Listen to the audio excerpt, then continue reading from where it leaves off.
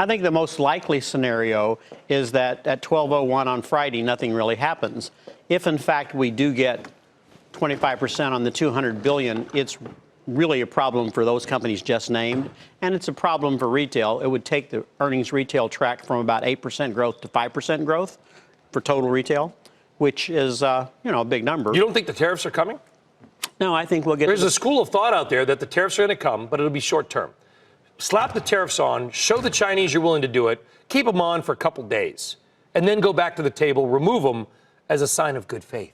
Okay, well, that's like we don't have the tariffs, because that's my most likely scenario, is that there is no real length of time on any kind of a tariff. That either we reach an agreement and we say, we won, they agreed, no tariffs going on, or they're making progress, we're going to hold off, or we slap them on for a few days and then we say we're making progress and we hold off. And if that's the case, nothing really happens. Worst case scenario, we all really get mad at each other. We go for another $325 billion. We put on 25% and we take earnings growth in retail to zero. You're a 30-year retail executive.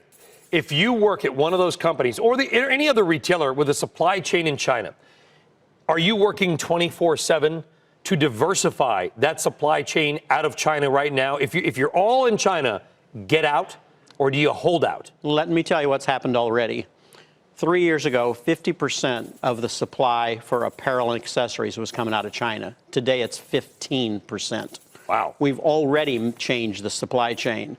Two reasons. By the way, that was before Trump was elected. It certainly was. It's a trend that's already been happening.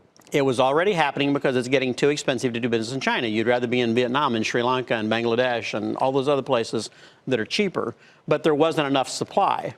And as soon as things got even uglier, i.e. tariffs, people said, well, let's try to move faster.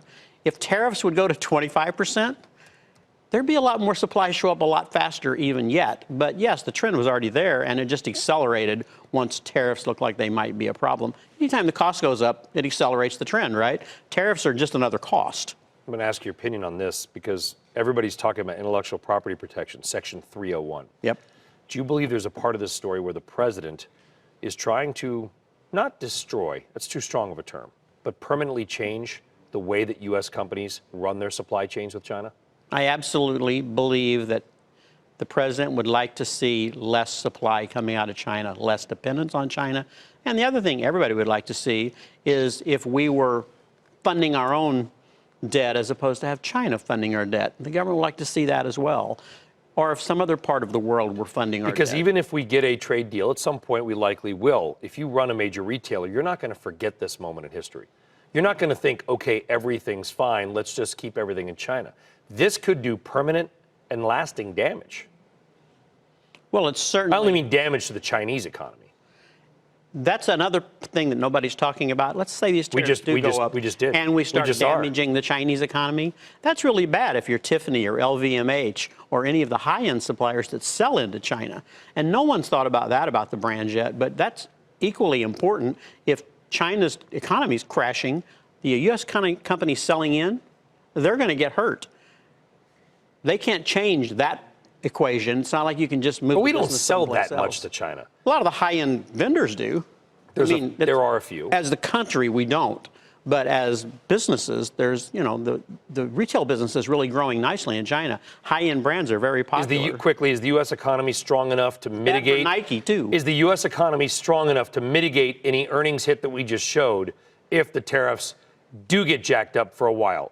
Can companies compensate for that hit on EPS? If it's 25% on the 200, yes. If it's 25% on 525, it's going to be a lot harder.